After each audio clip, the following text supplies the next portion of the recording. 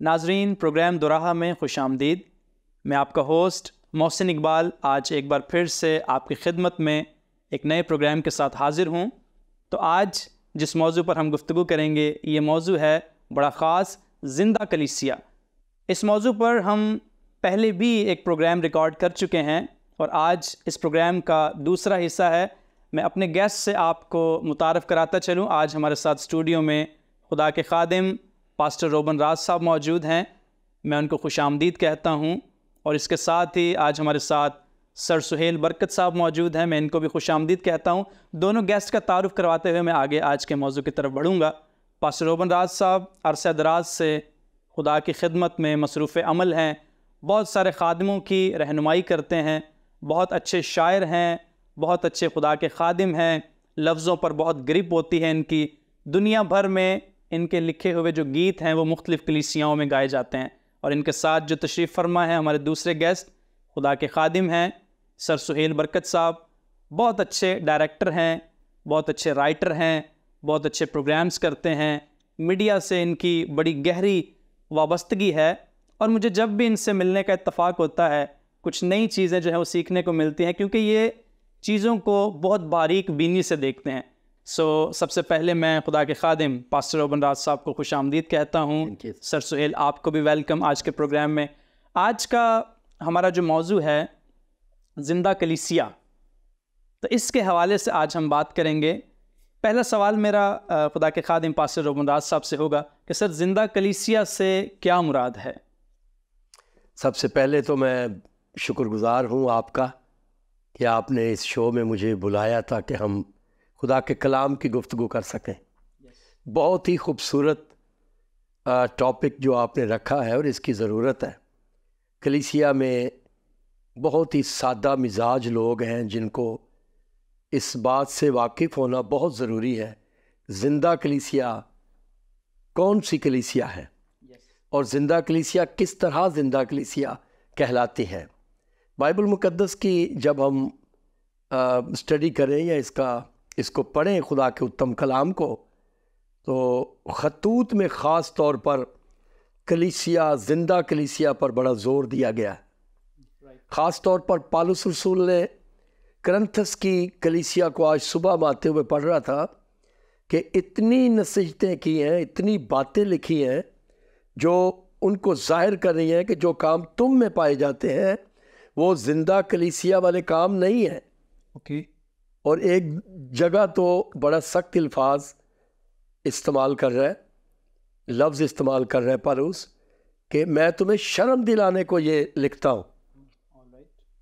तो ऐसे काम जो अकॉर्डिंग टू मसीह की तालीम के मुताबिक नहीं, रसूली तालीम के मुताबिक नहीं, और इखलाक, खलूस और मोहब्बत पर मबनी नहीं, बेस नहीं करते, पाकीज़गी नहीं, नापाकी है, खुदा से दूरी है, हुक्म अदूली है, वो ज़िंदा कलीसिया नहीं कहला सकती। बहुत खूबसूरत बात आपने की है कि ज़िंदा कलीसिया जो दुल्हन कहलाती है उसको दुल्हा की फर्माबरदार रहना बहुत ज़रूरी है। जी जी, बहुत शुक्रिया पादरी साहब। सेम इसी क्वेश्चन को हम आगे बढ़ाएंगे।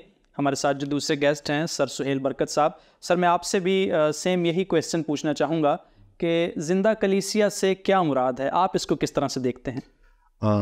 पहले तो मैं शुक्रिया अदा करूँगा, आपने मौका दिया कि आपके प्रोग्राम में आए और गुफ्तगू करें। जैसे पास्टर रूबन ने कह दिया, कोई गुंजाइश बाकी नहीं, लेकिन फिर भी क्योंकि रिवाज है, कुछ कहना है, जब बुलाया है तो कुछ कहना है तो कहेंगे। और मैं इसको दूसरी तरह से मतलब उसमें मज़ीद इजाफा तो नहीं कहूँगा, लेकिन थोड़ा सा और अंदर जाके देखते हैं कि अगर हम इनको अलहदा करें, दो चीज़ों का मुरक्कब है। एक ज़िंदा है जो ज़िंदगी से है और एक कलीसिया है, कलीसा या कलीसिया। अच्छा, इसमें जो पॉइंट है, सबसे पहले जो हमें हज़रत पतरस और खुदा यीशु मसीह की जो मुलाकात है, जहाँ पर ये बात हुई सबसे पहले मत्ती की इंजील में, वहाँ पर जब ये बात हुई तो मसीह ने जो बात की वो ये कि मैं इस पर अपनी कलीसिया बनाऊँ। तो पहली बात तो ये है कि कलीसियाएँ नहीं हैं, कलीसिया है और एक ही है जो खुदा यीशु मसीह के वजूद से है। ठीक है, यस। और क्योंकि खुदा यीशु मसीह के वजूद से है तो हम ये नहीं कह सकते हैं कि वो ज़िंदा नहीं है। ये बड़ी गहरी बात है, गहरी बात, क्योंकि वो ताल्लुक कायम रखता है, हम वादे पूरे नहीं कर पाते हैं। और कलीसिया की जो इब्तिदा हुई है वो जनाब मसीह की रिज़रेक्शन के बाद हुई है। तो हमें ये चीज़ याद रखना है। अच्छा, दूसरी जो बात इम्पॉर्टेंट हमें जो समझनी चाहिए इसकी इब्तिदा जैसे हमें नज़र आता है, और मैंने ये भी कहा कि जो इसकी इब्तिदा है वो जनाब मसीह की, उसकी जो बुनियाद है कलीसिया की, जनाब मसीह की रिज़रेक्शन से है। तो हमें जो इस चीज़ को समझना है, दूसरा पॉइंट ये कि जमायतें मज़ीद हो सकती हैं इलाके, क्योंकि मुख्तलिफ जगहों पर मसीही कौम रहती, तो वो जमायतें हो सकती हैं, लेकिन मसीह में कलीसिया एक है, कलीसिया एक है, और वो ज़िंदा है। और वो आप कहाँ से कैसे पता चलता है? हरकत, देखिए ज़िंदगी जो है उसकी बहुत सी डेफिनेशंस हैं। एक तो ये मिस्टीरियस है, ज़िंदगी को कोई समझ नहीं पाता। साइंटिस्ट भी जो ये कहते हैं कि इटर्निटी नहीं होती, लेकिन वो एक जगह पर आके बात ये कहते हैं कि जो एनर्जी है या जो लाइफ है ये इटर्नल है, क्योंकि डेथ से लाइफ आ नहीं सकती।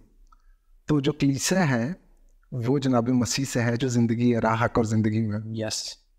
तो हमें ये समझना है कि हम जमायतों में जब जाते हैं और हमारे जो हालात फ़र्क हो जाते हैं, तो उनको देखकर शायद हमें लगे कि कलीसिया मुर्दा है, और हमें उससे खौफज़दा नहीं होना है।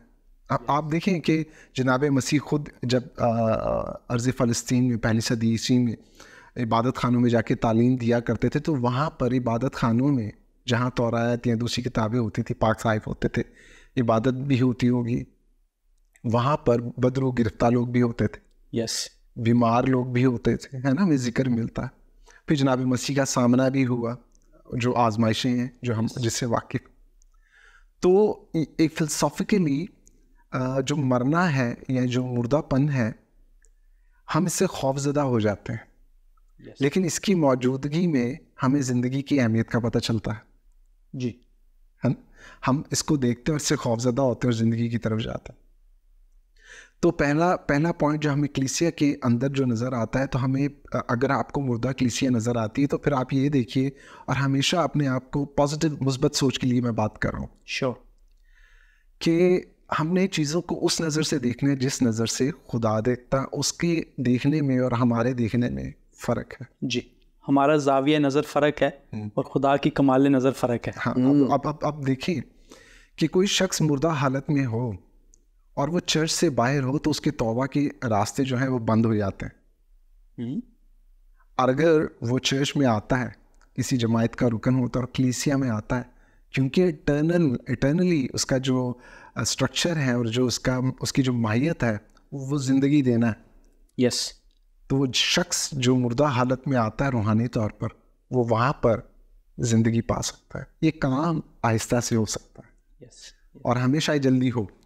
ऑलराइट, क्योंकि हम जिंदा हालत में हैं और हमें जल्दी हो सकती है कि ठीक हो जाए, लेकिन हमें अपनी सोचों के ग़ुलाम नहीं होना है जी। और हमने ये देखना है कि कलाम मुक़द्दस किस तरह से चीज़ों को लेकर चलें। और देखिए ना, आप क्रिश्चियंस हैं, हम कहते हैं हमारे पास ज़िंदा कलाम है, हमारे पास ज़िंदा मसीह है, हमारा खुदा ज़िंदा है, और फिर हम इस तरह मायूस भी हो जाए। हाँ, मुश्किल ज़रूर है, नहीं होना चाहिए, जो बातें हमारे अंदर हैं वो नहीं होनी चाहिए, और इस हकीकत से भी इनकार नहीं किया जा सकता कि वाकई ऐसा है, लेकिन वो जमायतें हैं, कलीसिया नहीं।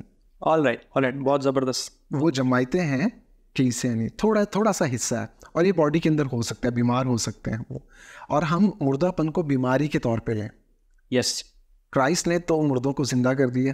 यस, आपको पता है कि जब वो छू कर जिंदा करते थे, अहबार की किताब में जो शरीयत की जो बातें हैं उसके अंदर, तो शख्स जो मुर्दे को छू लेता था तो वो कितना अरसा नापाक रहता था। Yes, yes. तो क्राइस्ट तो आगे बढ़कर उसको छू लेते, छू कर जिंदा कर देते थे। तो हमें ये समझना चाहिए, हमें ये समझना है कोई बात नहीं अगर हमारे दरमियान में ऐसे लोग मौजूद हैं, ओके, और हमें तकलीफ भी होती है, तो ये हमारे ज़िंदा होने का एहसास। अगर हमें तकलीफ ना हो तो फिर हम शायद उस हालत में होगा। आप लोग बैठे हुए प्रोग्राम कर रहे हैं, तो मैं कहूँगा कि आप जिंदा कलीसिया हैं। Yes, yes, definitely. Thank you very much. बहुत खूबसूरत बात आपने एलैबोरेट की है। मज़ीद कुछ कहना चाह रहे हैं? हाँ, मैं ये कहना चाह रहा हूँ, मैं सिर्फ ये बताना चाह रहा हूँ कि जहाँ पर ये एहसास बाकी है, सब मुर्दा नहीं है, ओके, बीमारी का शिकार हैं, लेकिन कलीसिया जिंदा है। यानी कि जिस्म का हिस्सा कुछ लागर अगर है भी तो वो जिंदा किया जा सकता है। ऑलराइट, यानी कि अपने प्रोग्राम में हम कलीसिया को होप दिलाना चाह रहे हैं। देयर इज़ अ होप, हाँ जी and that is Jesus Christ. So आपकी इस गुफ्तगू से ही मेरा दूसरा सवाल रिलेट करता है, और वो ये है कि खुदा के खादिम पास्टर रोबन राज की तरफ मैं आऊँगा। सर, हम जिंदा कलीसिया की आज बात कर रहे हैं, तो इब्तदाई कलीसिया जो खुदावंद यीशु मसीह के सौदे आसमानी करने के बाद जब वो वजूद में आई, दूसरी सदी और तीसरी सदी, इब्तदाई कलीसिया में और आज की मौजूदा कलीसिया में आप क्या फ़र्क समझते हैं? बहुत अहम और बहुत ही खूबसूरत सवाल आपने किया। एक्चुअल एमाल की किताब का जब हम मताला करें तो एमाल की किताब उन मुक़द्दसीन, उन रसूलों की ज़िंदगी के वो काम साबित करती और बताती है जो वो ज़मीन पर रहकर करते थे। यस। उनका लाइफ स्टाइल क्या था, उनका तर्ज़ ज़िंदगी क्या था, उनका जमा होना, उनका रफ़ाकत रखना, उनका मोहब्बत करना, उनका एक दूसरे के बगैर ना रहना। क्योंकि मैं गलतियों के ख़त में आज सुबह पढ़ रहा था, वहाँ लिखा है कि फिर मैं 3 बरस के बाद कैफा से मुलाकात करने गया और 15 दिन वहाँ रहा। ऑलराइट। तो ये उनमें मोहब्बत थी जी। आज की कलीसिया में कोई किसी हालत में है तो उसका पता नहीं लिया जाता, उसकी खबरगिरी नहीं की जाती, उसके पास नहीं पहुंचा जाता, उसे इग्नोर किया जाता है। वो किसी हालत में है, वो तंगी में है, परेशानी में है, कोई हालात सिचुएशन ऐसी पैदा हो गई है कि वो गुर्बत में है, उसके घर के हालात ख़राब हो गए, लेकिन मसीही कहलाने के बावजूद आज हम उसकी खबरगिरी नहीं लेते, उसके पास नहीं जाते, उसको मायूसी से निकालते नहीं, उसको जिंदा उम्मीद नहीं दिलाते, उसका सहारा नहीं बनते। और नए अहद की अर्ली चर्च जो था उसमें ये बातें पाई जाती थी कि वो एक दूसरे की खबरगिरी किया करते। यस।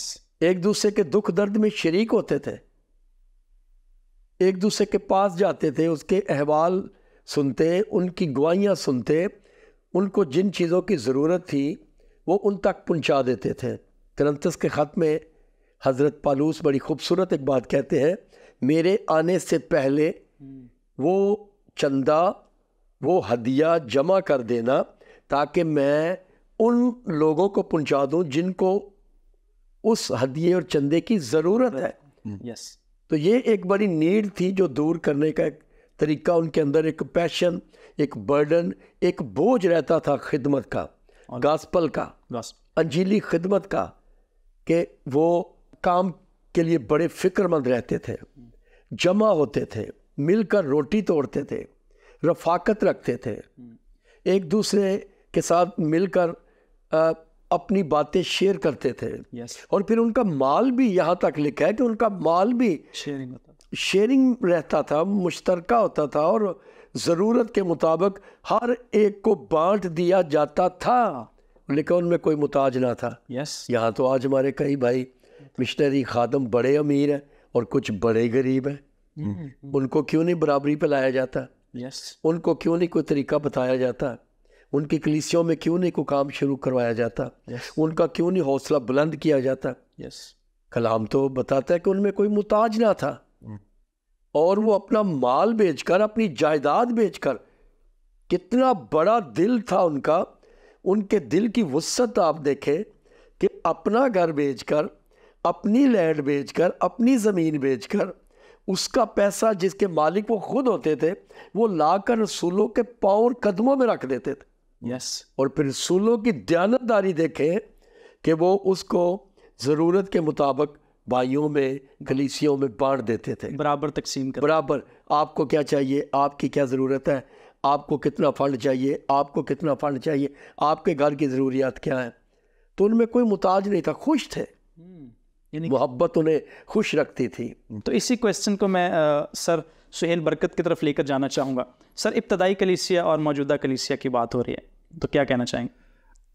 रसूलों की जब वफ़ात हो रही थी, वो इस दारिफ़ानी से कूच कर रहे थे, तो जिस चीज़ ने चर्च को संभाला उसमें अच्छे जो खुदाम थे, जो कलाम मुक़द्दस से वाकिफ़ थे, जो रसूली कलीसिया से उनकी तालीमात से वाकिफ़ थे, जो अच्छे निगहबान थे और दर्दमंद दिल रखते थे और मेहनती थे और वो कलाम मुक़द्दस से वाक़फ़ियत रखते थे। लोगों से वाक़फ़ियत रखना अच्छी बात है, लेकिन कलाम मुक़द्दस से वाक़फ़ियत रखना जो है बहुत इम्पॉर्टेंट। वो उनका क्या कहेंगे सरमाया था उस कलीसिया को संभालने का, बाइबल मुक़द्दस। उनका फोकस क्राइस्ट के ऊपर था। आप देखें ख़तूत में जब बात होती है इंजील मुक़द्दस में, जो हज़रत पतरस का जो वाक़या है वो उनकी ज़ुबान पर था कि अगर पानी पे चलना है तो आपने मसीह की तरफ देखना है। तो आज की कलीसिया किस तरफ देख रही है? आज के लीडर्स किस तरफ देख रहे हैं? लीडर्स एक दूसरे की तरफ देख रहे होते हैं शायद, और हम भूल जाते हैं कि हमारी जो सोर्स है वो क्राइस्ट की ज़ात है। और हम जो काम कर, फॉर एग्जांपल मैं किसी से बात कर रहा था, वो एवेंजलिज्म के हवाले से बात हो रही थी, नौजवान थे और उनमें बात हो रही थी कि जो जिन्होंने संभालना है आगे चल के, तो मीटिंग में बैठे हुए थे, तो सबसे पहले उन्होंने काम किया कि उन्होंने आप जिस जगह पर बैठे थे उधर ही अपनी एक महफिल सजा ली, चेयर्स इकट्ठी की, हमारी तरफ बैक साइड की और अपनी गुफ्तगू शुरू कर दी। तो पहली चीज़ जो है वो ये कि नौजवानों में या जो आगे कलीसिया को संभाले तमीज़ का फकदान है। ओके उनको उठने बैठने की तमीज़ नहीं। मौजूदा कलीसिया की बात कर रहे हैं, आप देख लें उनको। और फिर दूसरी जो उनकी गुफ्तगू की मैंने जो सुना उनको, उसके अंदर ये था कि जो हमारे बुज़ुर्ग हैं वो इन चीज़ों को, ज़माने को समझ नहीं रहे। अब उनको अब कलीसिया को इनकी ज़रूरत नहीं। तो पॉइंट मैं जो उनसे बात की, तो पहले तो मैंने उनसे माजरत की कि मैं जो कहने जा रहा हूँ, जो करने जा रहा हूँ, आपको बुरा लगेगा।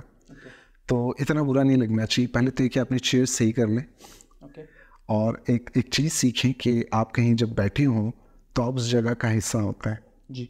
आप अपनी अलहदा से महफिल नहीं सजा सकते हैं, ये बड़ा गलत बात है, इम्पॉर्टेंट है। मतलब ये हमारे उसके लिए नहीं, अगर बाहर किसी अच्छी जगह जाते हैं तो वहाँ फिर ऐसे लोगों को कोई पसंद नहीं करता, आप रिप्रेजेंट नहीं कर सकते। सोसाइटी डिसिप्लिन के, हाँ, आप कल्चर को समझिए, अब अपने कल्चर को समझिए। आप किसी कैफ़े में नहीं बैठे। फिर आप अगर आप कलीसिया के उसमें देखें, मैं चीज़ों के ना लोगों के स्टेटस देख रहा होता हूँ, उससे बहुत कुछ सीख रहा होता हूँ कि हमारी कलीसिया किस तरफ जा रही है। अभी मैं देखता हूँ लोगों को चर्च में गीत गा रहे हैं तो एक दूसरे को देख रहे हैं और सेल्फी बन रही है ना, और फिर दुआ कर रहे हैं तो सेल्फी बन रही है। बहुत सारी चीज़ें ऐसी हो रही हैं जो इब्तदाई कलीसिया, अब आप बोल सकते हैं कि वहाँ पर मोबाइल नहीं थे, लेकिन जब इन्होंने गुफ्तगू की तो उसमें कहीं ऐसी बात थी कि कुछ शागिर्दों ने अपने लिए कुछ बचा के रखा, लेकिन सब बांट दिया। जिसने बचा के रखा उसके लिए यहूदा इस्करियोती उसका नाम है। तो हमें कलाम मुक़द्दस से चीज़ें सीखना है। ये मैसेज है, हो सकता है बहुत मुखालफत भी हो कि सुहेल भाई ये क्या कह रहे हैं, लगते तो नहीं है ऐसे, लेकिन ये वो बातें हैं जो दिल में है कि समझाने का मौका मिले कि आपने कलाम मुक़द्दस को, देखिए वर्ल्ड व्यूज़ होते हैं, चीज़ों को देखने का अंदाज़ होता है, आप किस कल्चर में रह रहे हैं और लोग आपसे क्या चाहते हैं। मुझे ये देखना है कि क्राइस्ट आपसे क्या चाहता है, खुदा आपसे क्या चाहता है, कलाम मुक़द्दस आपसे क्या चाहता है। और जो लीडर्स होते हैं उनका वर्ल्ड व्यू, जो क्रिश्चियन लीडर है उसका वर्ल्ड व्यू बाइबल से बाहर नहीं हो सकता है। अब हमारे, आपने जो बात की पहले उसमें, वो यहूदी उसमें से असरात से आए थे, वो उधर से निकले थे बाहर, लेकिन आप ये देखिए कि उन्होंने बहुत सारी चीज़ें एकदम से बदलने की कोशिश नहीं की है। राइट, बहुत ज़बरदस्त आपने अपना व्यू बहुत खूबसूरती से बयान किया है। ये बहुत ज़रूरी है कि चीज़ों को समझना। आज हम लोग वेस्टर्न बहुत ज़्यादा है हर चीज़ों में, है ना। कपड़ों के लिहाज तक तो चलो ठीक है, अगर आप सतर ढांकने के लिए करते हैं तो ठीक है, लेकिन बहुत सी चीज़ें हैं जिसमें हम अपने कल्चर को भूल जाते हैं और इससे हम जो मुनादी का काम है उसको रोक रहे हैं। तो हमें ये पुरानी कलीसिया और जो आज की कलीसिया, उसमें जो मेन चीज़ है वो ये कि आप जो शुरू कर सकते हैं वो ये कि जो निगहबान है वो बशीर हैं, उस्ताद हैं, उसके ऊपर बात करें। लुइस बर्कहाफ दो चीज़ों में इसको कैटेगराइज करता है। वो ये कहता है कि गैर मामूली जो खुदाम हैं या कलीसिया के अराकीन हैं और मामूली अराकीन। मैं आपको एक बात बताना चाहता हूँ कि उस थियोलॉजिकल रिफॉर्म जो थियोलॉजी ने उन्होंने क्या बात की। उन्होंने कहा कि जो मामूली अराकीन हैं उसमें पास्टर्स और बिशप साहबान इस तरह के लोग आते हैं, और जो गैर मामूली हैं उसमें वो जो नबियों की सी स्पिरिट रखते हैं, जो इस्लाह करना चाहते हैं। तो अब लोगों को फैसला करना है। पुरानी कलीसिया ऐसी थी, आज वो क्या करना चाहते हैं, मामूली या गैर मामूली बनना चाहते हैं। Right, thank you very much. आपने बहुत अच्छा व्यू अपना पेश किया है। मैं जल्दी से आगे बढ़ना चाहूँगा, क्योंकि मौजू इतना ख़ास है कि इस पर जितनी भी बात की जाए हम इसके कई एपिसोड्स कर सकते हैं, बट हमने आज इस गुफ्तगू को समेटना है। तो मैं जल्दी से आगे बढ़ूँगा पास्टर रोबन राज की तरफ कि सर, चर्चिज़ की जो मौजूदा हालत है, इसको देखकर क्या आपको लगता है कि ये ज़िंदा कलीसिया है या सिर्फ ये अल्फाज की हद तक रह गए? जल्दी से मैं आपके व्यूज़ जानना चाहूँगा। बड़ी अच्छी गुफ्तगू सोहेल भाई कर रहे हैं। तो मैं आजकल जो देखने में आया है चर्चों में जो काम नज़र आ रहे हैं, उनमें यही नज़र आ रहा है कि काफ़ी सारी ये कहलाते तो जिंदा लेकिन है मुर्दा।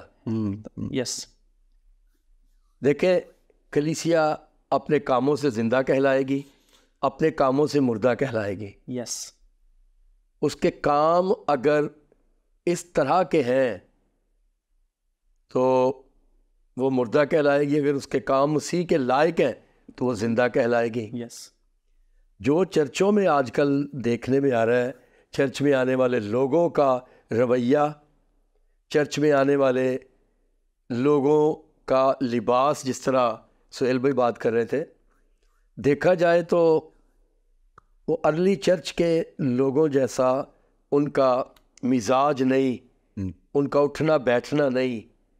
पाकीज़गी बहुत ज़रूरी है। यस, जिंदा संजीदगी, जिंदा कलीसिया में पाकीज़गी, संजीदगी का होना बहुत ज़रूरी है। Sure, definitely. आने वाले को इल्म होना चाहिए कि मैं खुदा की हजूरी में जा रहा हूँ, यस, मैं खुदा से मिलने जा रहा हूँ, उससे बात करने जा रहा हूँ। और अगर वो अपने घर से निकलकर चर्च तक आता है और जितना फासला उसके दरमियान है, जितने लोग उसको उसके घर से निकलकर चर्च की जानिब आते हुए देख रहे हैं, वो उसको जाने के ये कलीसिया का रुकन है। यस, यस, यानी कि वो चर्च जा रहा है। जी, उसके आने से, उसके चलन से, उसके रवैये से, उसके लिबास से इल्म हो कि ये कलीसिया का कोई रुकन या मेंबर है, ये चर्च जा रहा है। ऑलराइट। और आज जिस तरह के लोग चर्च आ रहे हैं, मेरे देखने में ये आया कि कोई महसूस नहीं कर सकता कि ये चर्च जा रहा है या किसी फंक्शन में, फैशन शो या किसी फैशन शो में या फंक्शन में जा रहा है। Alright, alright. तो ये इन चीज़ों ने चर्च को, उसके तकद्दुस को थोड़ा पमाल कर दिया है। वो स्टैंडर्ड, खुदा की हजूरी में आने का वो लिहाज, वो खौफ, वो डर नहीं रहा। शायद लोग इस तरह समझते हैं कि हम पे फजल हो गया जी। तो फजल ने आपको आज़ाद नहीं किया कि आप जो मर्जी करते फिरे। मैं तो समझता हूँ कि फजल शरीयत से भी ज़्यादा सख्त है। क्या बात। अगलों से कहा गया था गुनाह ना करना, लेकिन मैं तुमसे कहता हूँ कि अगर तुमने बुरी निगाह से किसी को देख भी लिया तो अपने दिल में ज़ना कर चुके, तो फजल सख्त हुआ। यस, यस, यस, फजल तो फिर सख्त हुआ। Yes, yes. तो आज लोगों को ये सोचना चाहिए कि हम मसीह के फजल को बिल्कुल इस तरह ना लें कि अपना रवैया ही बदल दें, हमारा मिजाज ही बदल जाए। बड़ी खूबसूरत बात इन्होंने कही, आधा चर्च तो अपने मोबाइलों में मसरूफ़ होता है। यस, यस, वहाँ पे खुदा की हजूरी में आकर इस तरह की आकर भी आप अपने मोबाइलों में मसरूफ़ हैं, आप अपने मैसेजेस चेक कर रहे होते हैं। ये खुदा की हजूरी तो आपको डर ही नहीं, आपको खौफ नहीं, लिहाज नहीं। मुझे यहाँ पर यिर्मयाह नबी के सहीफ़ा की एक खूबसूरत आयत याद आई कि ए इस पुश्त के लोगों, खुदा के कलाम का लिहाज करो। लिहाज ख़त्म हो गया, रिस्पेक्ट ख़त्म हो गई, एहतराम ख़त्म हो गया, खौफ ख़त्म हो गया, पेशवा का भी, चर्च का भी। और बहुत ज़बरदस्त आपने बात की। मैंने सर आपके को देखा है कि आपकी कलीसिया में आप तंबीह करते रहते हैं। मैं बहुत वेरी गुड, सख्ती से इन बातों पे बोलता हूं। आपने बड़ा ज़बरदस्त बात की है। प्रोग्राम को मज़ीद आगे बढ़ाएंगे और एक और सवाल जो है मैं सुहेल भाई की तरफ लेकर जाना चाहूँगा कि चर्च में बढ़ती हुई गलत तालीमात और बदकारी जो है वो चर्च के वजूद को जो है कमज़ोर कर रही है, यानी कि हम जिंदा कहलाते तो हैं लेकिन हैं मुर्दा। तो इसकी क्या वजूहात हैं कि चर्च में गलत तालीमात का रुझान और चर्च की जो साख्त है वो कमज़ोर हो रही है? हाँ, बड़ा मुश्किल सवाल है, लेकिन अगर हम मुकाशफा को पढ़ें तो ये हकीकत है, उसे डिनाई नहीं करना चाहिए। ओके। सबसे जो इसकी बड़ी वजह ये है कि हम डिनाई करते हैं, एक्सेप्ट नहीं करते हैं। हाँ, एक्सेप्ट नहीं करते। देखिए कहते हैं कि बिल्ली को आते देख कर ना कबूतर आंखें बंद कर लेते हैं, तो आंखें बंद करने से बिल्ली चली नहीं जाती है। और इसको कबूल कर लेना कि बदी है और उसके लिए इक़दामात करना। मैं एक छोटी सी मिसाल देकर इसको ख़त्म करेंगे, मेरा ख्याल टाइम भी काफ़ी हो रहा है। वो ये कि चर्च में एक रिवाज है कि जो चर्च के लोग होते हैं, अपने जो मेंबरान हैं, उनके घर पे टीमें भेजी जाती हैं। कुछ वाक़यात गुज़रे नज़र से और बड़ी तकलीफ़ हुई देखकर। उसमें ये कि जो खुदाम हैं वो बदकारी में पड़ गए और क्योंकि ख़वातीन की एज ज़्यादा हो जाती, शादी नहीं हुई होती, तो ऐसे घरों को उसको टारगेट में रखते हैं। कुछ ऐसे मतलब रसूलों के खतूत में तिमुथियुस में है भी ये कि वो एक घर को बर्बाद नहीं करते, घरों को बर्बाद करते हैं। उनको आदत लग जाती है।